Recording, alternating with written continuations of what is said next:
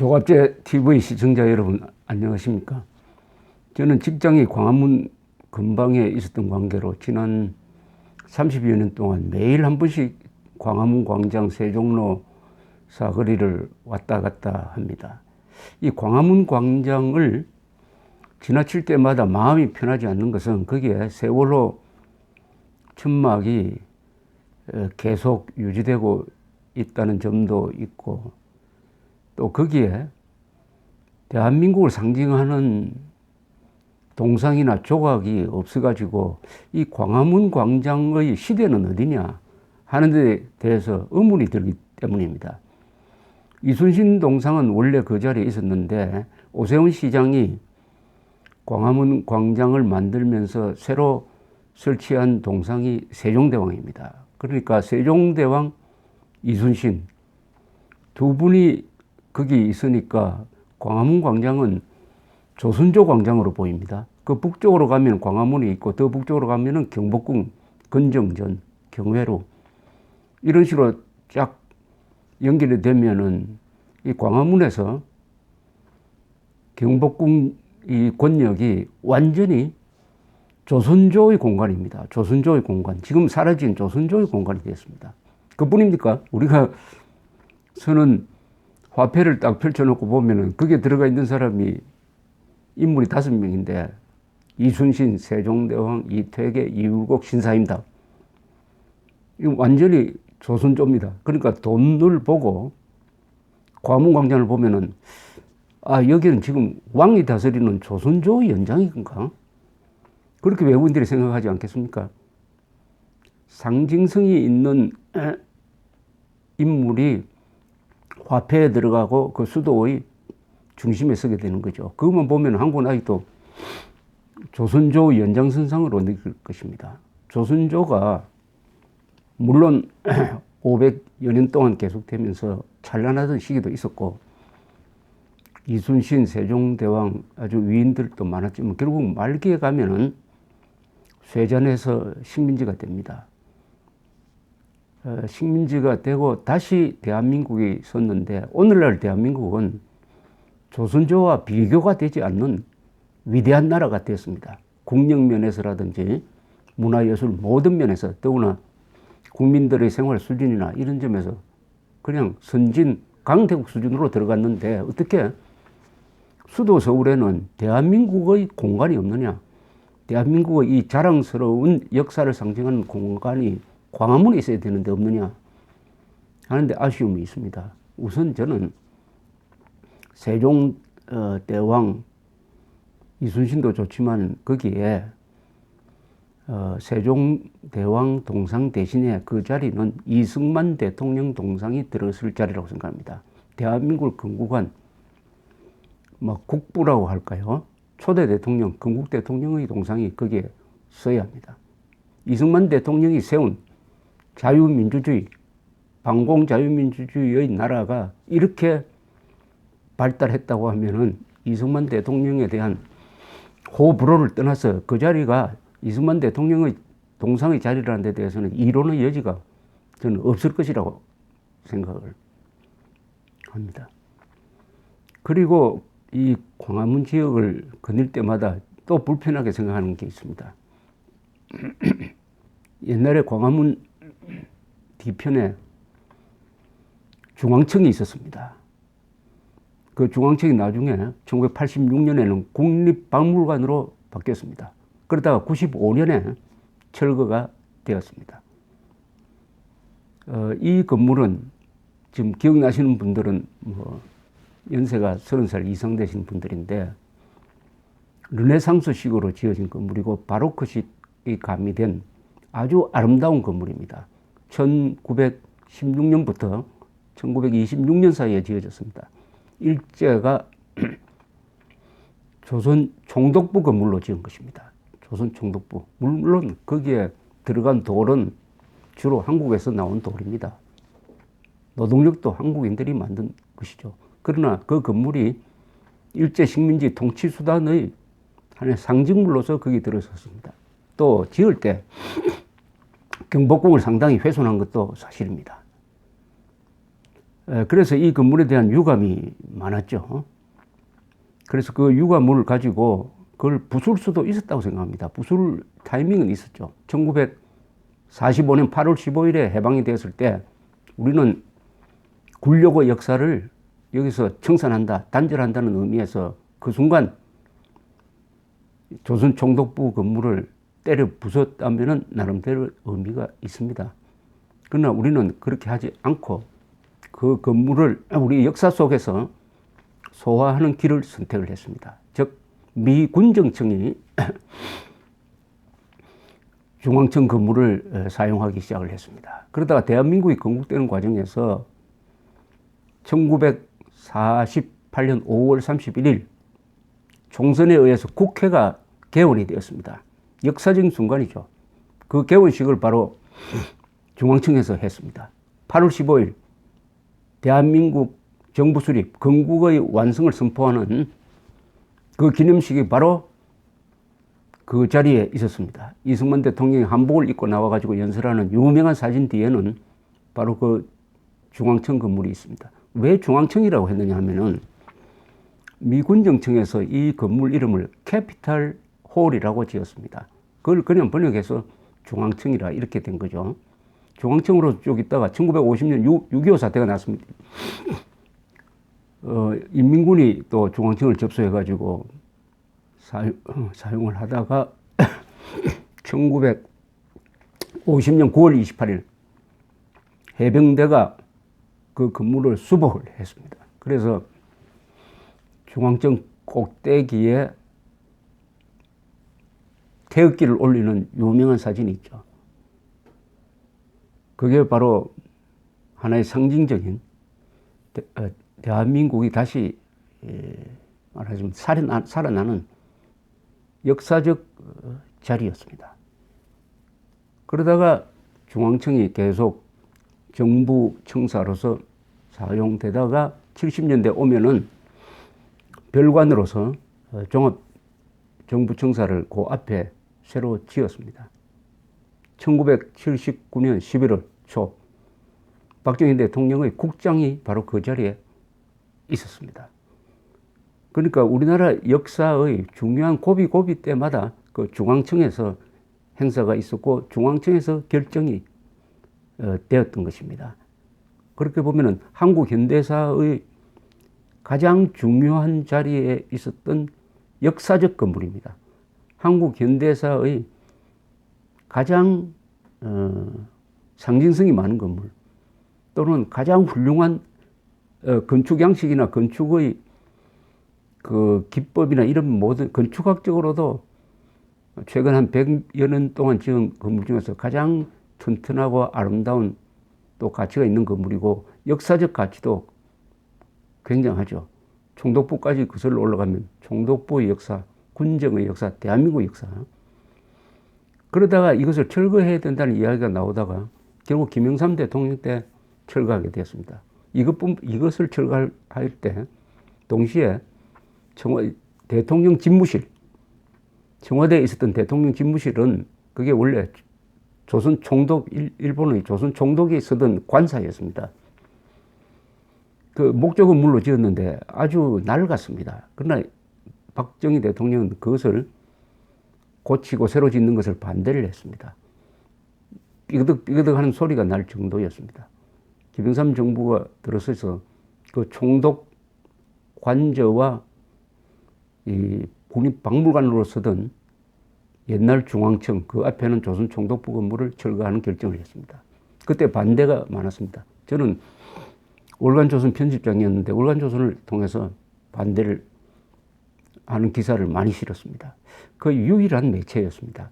본격적으로 반대한, 제대로 논리를 펴면서 반대한 언론은 당시에 제가 있던 월간조선이 거의 유일했는데 나중에는 다른 언론도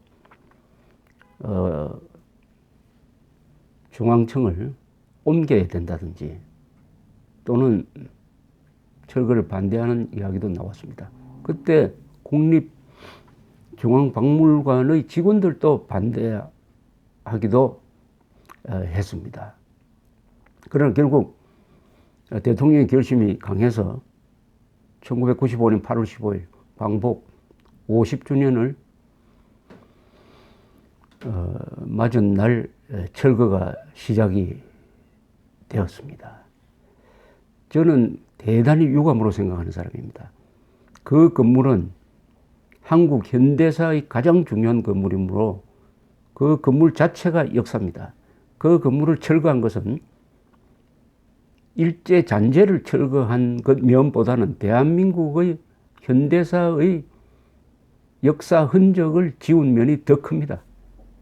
더 큽니다. 그게 있었으면 지금 손자를 데리고 가서 이 건물 앞에서 이런 일이 일어났었다라고 이야기할 수 있지 않습니까? 제가 김영삼 대통령 그만두고 나서 만나서 좀 따지듯이 물어봤습니다. 왜 철거를 결심했느냐 물으니까 이분 이야기가 자기 친구한테 이야기 들었는데 일본 관광객이 오면은 그 앞에서 계속 사진을 찍는다고 하더라. 되게 기분이 나빴다. 이런 이야기를 했습니다. 아니 일본 사람이 와서 거기서 사진 찍는 게 왜 기분이 나쁩니까? 그렇다고 우리가 일본 치하에 들어가는 것도 아니잖아요. 역사는 원래 그런 거 아닙니까? 역사는 치욕의 역사도 역사고 영광의 역사도 역사고 모든 역사는 영욕의 역사입니다. 아니 세계 어느 나라에서 영광의 역사만 있는 나라가 세상에 어디 있습니까? 치욕의 역사도 보존해야죠. 치욕이 있으므로 그것을 극복한 영광의 역사는 더 빛나는 거 아니겠습니까? 더구나 거기에 중앙청이 있었으면은 조선조 공간인 경복궁과 연결이 되고 앞에 광화문이 있고 해가지고 우리 최근 한 150년의 역사를 쫙 그대로 보여주는 그야말로 역사적인 공간이었습니다. 경복궁 복원 사업은 1990년부터 지금도 진행 중인데 한 40년 잡고 진행 중인데 경복궁 복원 사업 좋죠. 그러나 경복궁의 주인인 조선조 왕은 없습니다. 아무리 복원을 하더라도 그것은 죽은 역사의 복원입니다. 그러나 중앙청은 우리 한국 현대사에서 살아 숨쉬는 역사의 현장이었습니다. 그것을 느닷없이 조선 총독부 건물이라고 규정을 하고 그때는 국립중앙박물관이었어요. 그 앞에는 중앙청이었습니다. 그것을 세월을 50년 전으로 거슬러 올라가서 이게 과거에 조선 총독부 건물이었다. 그러니까 조선 총독부 건물을 때려 부수면 민족 정계가 회복된다.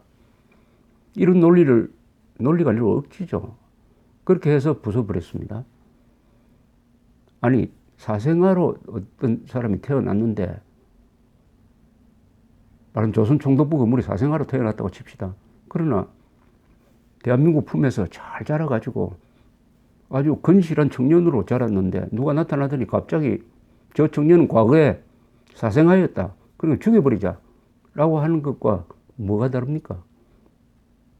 그래서 저는 이 중앙청 철거는 민족 정계의 회복이 아니라 한국 현대사의 파괴였다고 생각하는 사람이고, 제가 해외여행을 하면서 혹시 한국처럼 어떤 건물에, 그것도 근사한 건물입니다.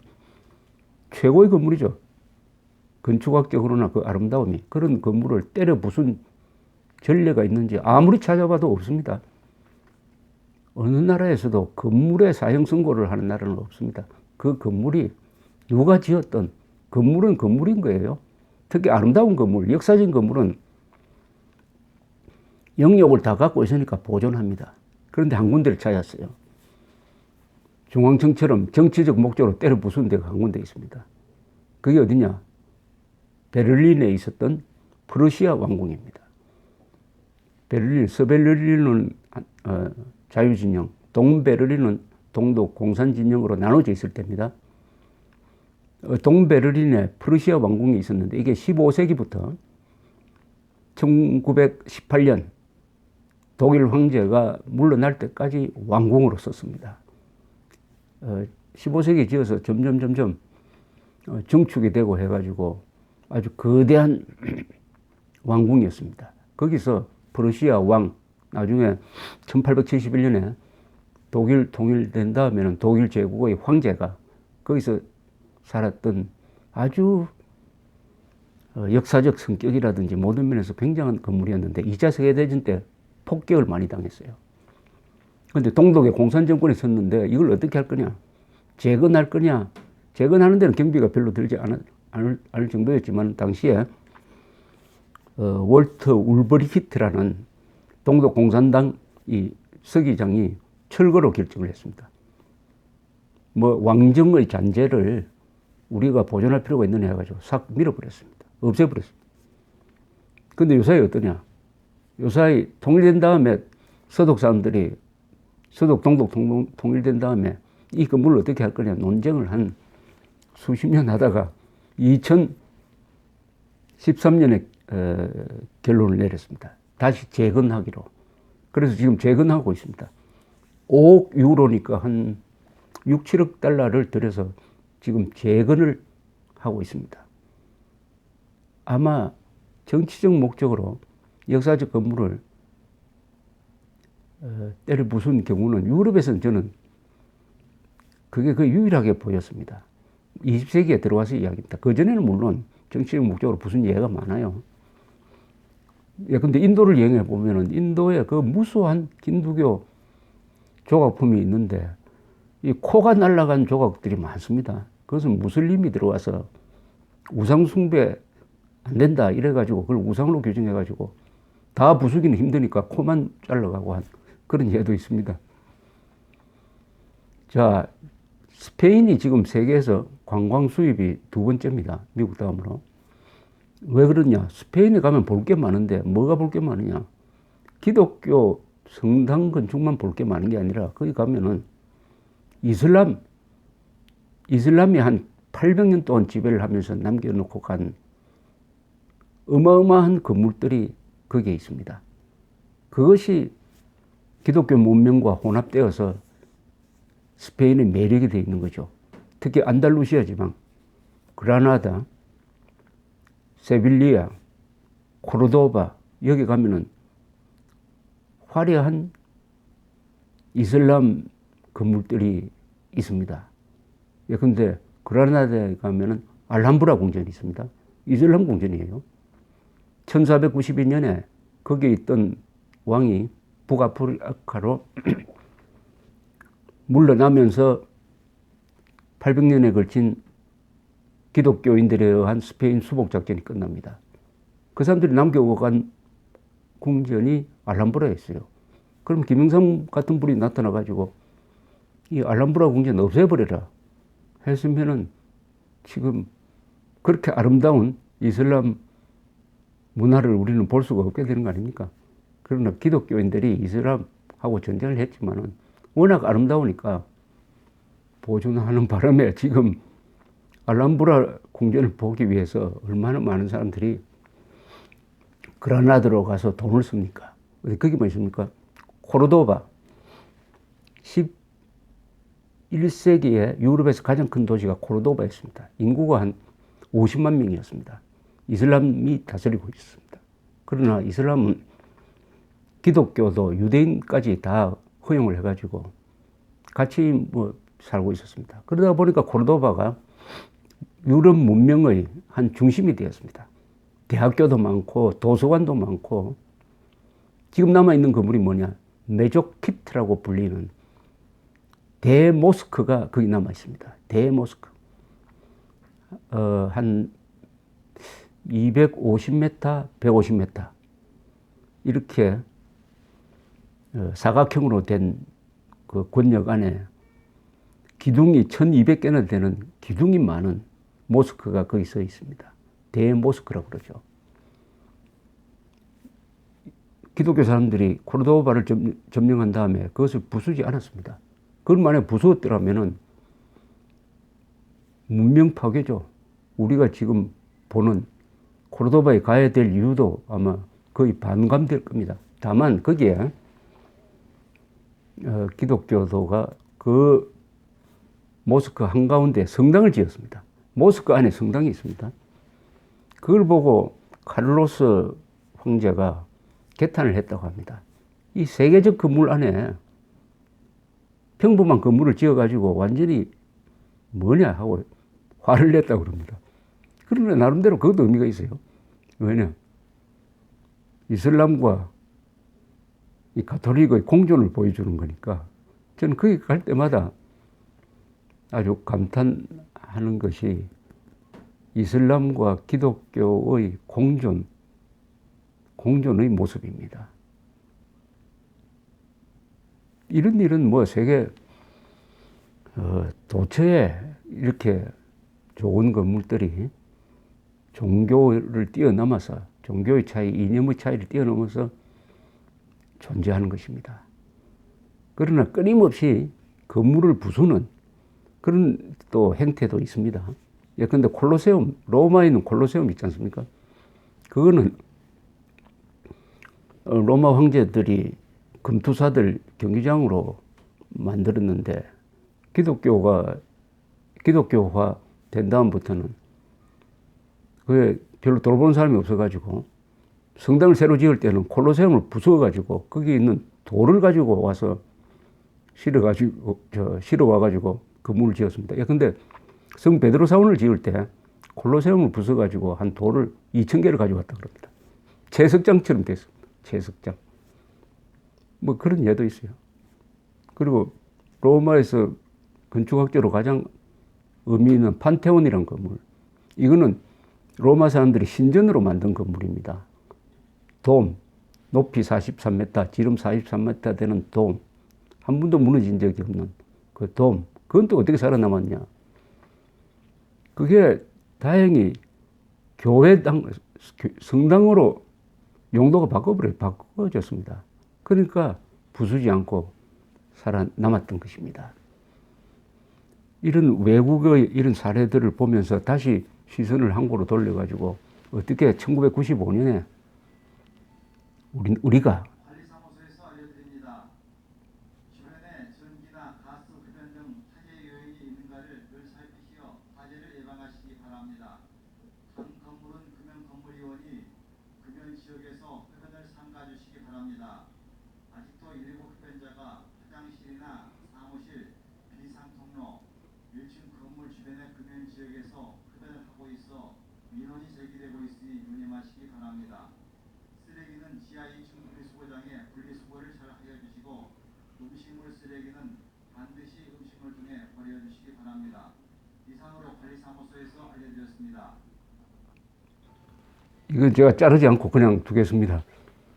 제가 지금 제 사무실에서 녹화를 하고 있는데 우리 사무실 관리자가 오늘 방송을 했습니다. 쓰레기 잘 버리라고. 우리나라 국민들이 이게 또 그 부분에서 약한 모양입니다. 그냥 자르지 않겠습니다. 그냥 살려놓고 이야기를 계속하겠습니다. 제가 지금 영국 대사관 덕수궁 미국 대사관 관저가 내려다 보이는 사무실에서 근무를 하면서 내려다 보고 있습니다. 덕수궁을 사이에 두고 미국 대사관 관저, 영국 대사관, 러시아 공사관이 19세기 말에 만들어졌습니다. 어떻게 보면 이 국세가 줄어드는 덕수궁 주변에 외세가 포위한 모습이 되었습니다. 위에서 이렇게 내려다 보면 조선조 말에 그 형편없었던 나라의 모습이 눈앞에 그냥 들어옵니다. 그러나 눈을 조금 치켜들면은 남산이 보입니다. 그리고 광화문의 거대한 건물군들이 보입니다. 이게 역사죠. 이게 역사. 대한민국, 조선조의 몰락, 그리고 미국 대사관, 영국, 러시아의 조선조에 대한 간섭, 이게 한눈에 들어오는 요 모습이 그대로 역사입니다. 역사. 그런데 이런 역사가 불편하다. 왜냐하면 역사는 치워버려야 된다. 라고 해가지고 그럼 덕수궁을 없애버립니까? 역사는 영역이 같이 가는 게 역사의 진면목입니다.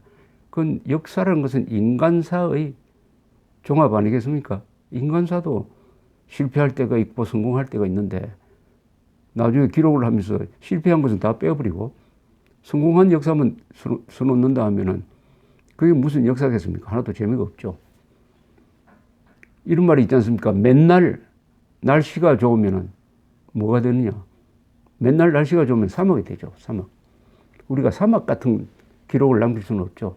역사는 오아시스도 있고 사막도 있고 폭풍도 불고 계곡이 있으면은 산이 있습니다. 계곡이 깊을수록 산봉우리는 높아지는 겁니다. 대한민국이 그런 거 아닙니까? 조선조의 마지막이라는 것은 우리 민족 사상 가장 최악의 나라였습니다.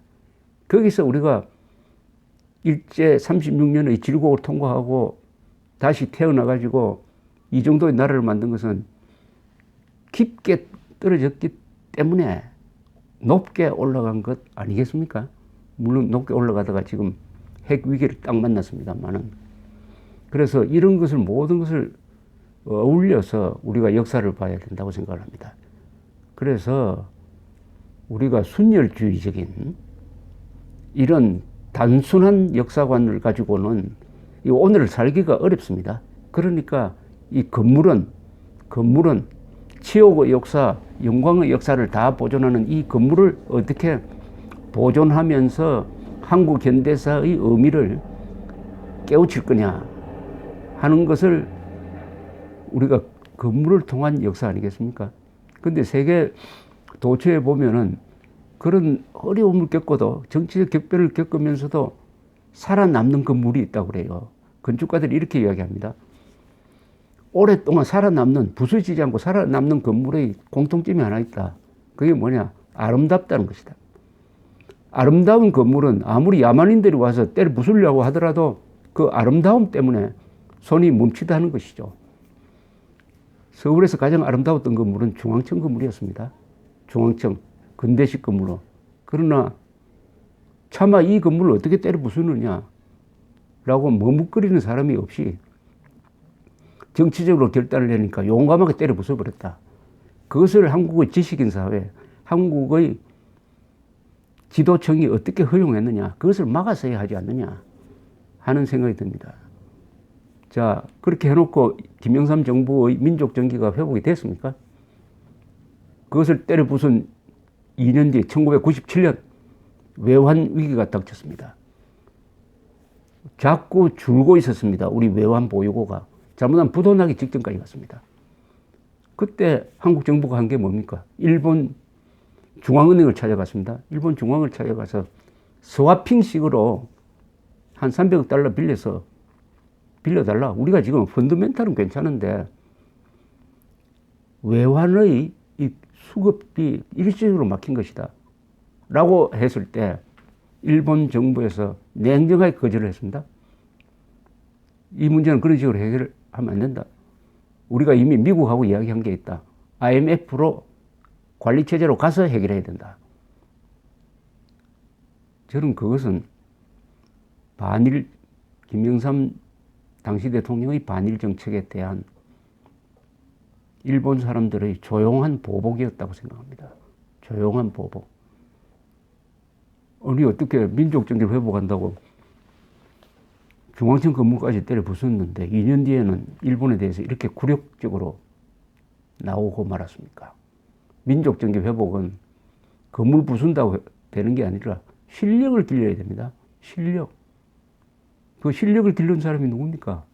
이승만, 박정희 아닙니까? 우리가 일본과 맞먹을 수 있다는 자세를 갖도록 만든 거죠. 이승만, 박정희.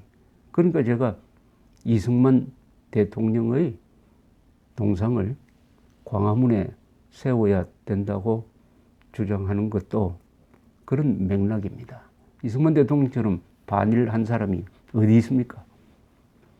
이승만 대통령처럼 일본을 상대로 독도를 지켜내고 평화선을 그어가지고 우리의 의족 자원을 지켜내온 사람이 어디 있습니까? 이승만 대통령만큼. 그러나 그 이승만 대통령도 중앙청을 부수지 않았습니다. 이 중앙청을 부숴야 될 사람이 있었다면 그건 이승만 대통령입니다. 이승만 대통령이 부수지 않는 중앙청을 김영삼 대통령이 왜 부수었느냐. 그런 생각을 하면서 없어진 거는 이제 돌릴 수 없으니까 광화문 광장을 대한민국 광장으로 개조해야 된다고 생각합니다. 그렇게 하기 위해서는 우선은 거기에 이승만 대통령의 동상이 세워져야 합니다. 이게 역사를 계승하고 역사를 보는 성숙된 시각이라고 생각합니다. 감사합니다.